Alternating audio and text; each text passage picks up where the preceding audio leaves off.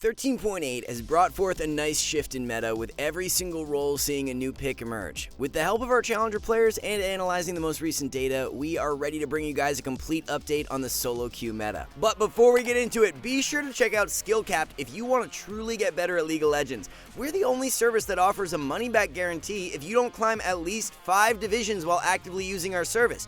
We do this because our service really does work, and if it doesn't work for you, you shouldn't pay. Learn more at the end of this video or click the link in the description below. One top lane champion who has definitely exceeded our expectations analytically and is dominating the competition for 13.8 is Poppy. Buffs this patch have been incredible, and when you dive into how the current top lane meta is aligned, Poppy fits in extremely well. Jace, Jax, Fiora, Riven, and Camille are all champions picked a lot right now, and Poppy obliterates all of them. By rushing Divine Sunderer, you have amazing early game snowball power, but from then on out, it's full tank, allowing you to be a really good disruptor in teamfights. When it comes down to a consistently strong blind pick top for 13.8, there are a few better options than Poppy, and she will be making the jump into our top lane OP tier. A second top laner who is making a great push back into meta right now is Mordekaiser. Mord does fall off a bit in the higher ranks, but for Diamond and below, he's one of the more optimal top laners. Similar to Poppy, Mord is able to build a mix of offensive and defensive items, allowing him to thrive in extended fights. Mord has always played super well into tankier champs because of this, and with Malphite and Sion played very heavily in the current meta, it gives Mord great value. Mordekaiser will be joining Poppy and making the jump up into the top lane OP tier for 13.8. Taking a look at the top lane tier list, there are a bunch of really strong champions. The OP tier consists of Mordekaiser, Poppy, Shen, Malphite, and Pantheon. You got a nice mix of everything to choose from right now, and could easily construct a top lane champion pool with just the OP tier. Poppy, Shen, and Malphite are all great, reliable tank options, while Pantheon is your best AD fighter, and Mord is the best AP fighter. The best low elo champs for top lane are Yorick, Dr. Mundo, and Nasus. Best top lane bans of the patch include Fiora, Darius, and Malphite. It appears Riot may have overshot with the Kha'Zix buffs this patch, as he has seen a huge spike in play rate and win rate. Generally speaking, when the play rate of a champion doubles in one patch, you'd expect for them to suffer win rate wise due to new players picking up the champ. But this has not been the case at all though with Kha'Zix this patch, which just goes to show how impactful the buffs were. If you're looking to pick up Kha'Zix and want to learn more about the pick, our challenger jungler Japanese import has a brand new full game commentary for Kha'Zix on our website. When it comes down to that pure carry jungler in 13.8,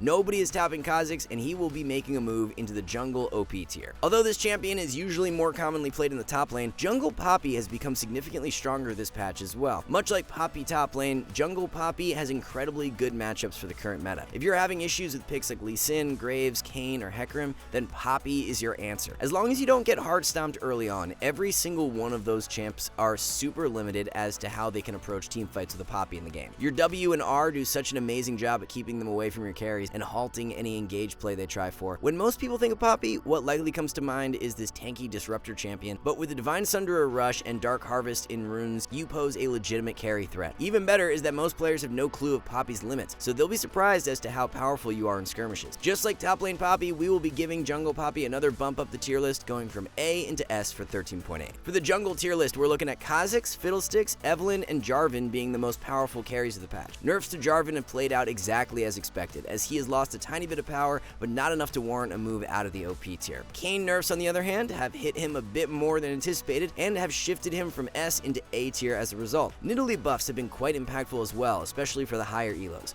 If this were a tier list catered towards challenger and pro play, then Nidalee would definitely be S tier or above, but since we structure our tier lists around what's best for diamond and below and solo queue, Nidalee remains in our jungle A tier. The optimal low elo junglers of the patch are Fiddlesticks, Mordekaiser, and Nocturne. Evelynn, Kha'Zix, and Jarvan are the highest priority bans. With the Cosmic Drive buffs this patch, so far one of the biggest winners that pros are spamming the item on is Cassiopeia. Cass, being a champion who needs to position immaculately in fights, benefits immensely from the 20% movement speed boost the new Cosmic Drive provides. So far, Cosmic is Cassio's highest win rate, third purchase this patch, and pro mid laner Caps has been picking it up in that item slot as well. The 3-item spike of Rod, Archangels, and Cosmic Drive synergizes insanely well with how Cassio wants to play, and we will be giving her the push into OP tier as a result. A bit more of a niche mid lane pick, but one worth mentioning for 13.8 is AP Kog'Maw. Kog saw a couple of buffs this patch, which help out the early game of AP Kog and has resulted in about a 1% spike to his mid lane win rate. As a counter pick to shorter range mages like Victor, Aurelion Sol, Annie, and Cassiopeia, Kog can actually work quite well. He's not much more than that though, as blind picking Kog and going up against any meta assassin is not an easy task due to the champion lacking any sort of mobility or peel power. So if you've played some AP Kog in the past or just want a new mid laner to try in 13.8, Kog'Maw mid is definitely a viable pick, just not an optimal carry we would highly recommend. Breaking down the mid lane tier list for the OP tier, we have Ahri, Pantheon, Annie, and Cassiopeia leading the way. Aurelion Sol nerfs have panned out how we anticipated, with the champion losing more power in low elo than in high elo, but still being a phenomenal low elo pick regardless. Since Asol was the only mid laner change for 13.8, nothing major going on in regards to shifts to the mid lane meta. Top 3 low elo mid lane recommendations are Veigar, Aurelion Sol, and Annie. The most ban-worthy mid lane champions of the patch are Annie, Zed, and Fizz. An ADC who has seen a nice spike in power this patch, more than originally expected, and moving up the tier list is Ezreal. The base AD buff is actually more impactful for a champion like Ezreal due to the fact he runs Trinity Force. The win rate of Trinity Force has increased significantly more than Essence Reaver for this patch because it has 2 passives that scale off your base AD.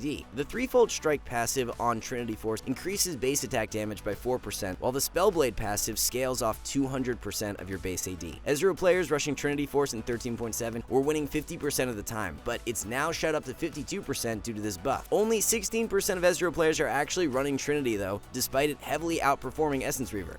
Essence Reaver Rush Ezreal is about an A tier ADC for 13.8, but Trinity Ezreal is looking really strong, so as long as you're running the optimal build, the champ is now an S tier pick moving forward. Taking a look at the ADC tier list, Jinx will stand alone on top as the only OP tier champ once again. Below her are some really great options though, as Xayah is super strong, Kog'Maw is extremely underrated after his buffs, Ezreal is now back in meta, there's just so many ADCs that are now in and around the same power level. To climb out of low elo the fastest from ADC, our top 3 picks are Tristana, Misfortune, and Veigar. Jinx, Xayah, and Draven are a few of the best ADC bans for the patch. If you're wondering why Tahm Kench all of a sudden has the highest win rate for any support, it's due to a strange bug going around. Somehow Tahm is able to teleport all the way across the map with his W, so hopefully this gets patched up soon. Vanderil has made a video on this, and as you can see from the footage, the Tahm Kench is able to significantly increase the range of his W, going from base all the way up to top lane. We're not exactly sure how you're supposed to recreate this, and even if we did, it's not something we'd want to share and have people exploiting in the games anyway. Just know that Tahm's win rate is definitely inflated this patch due to this bug or script,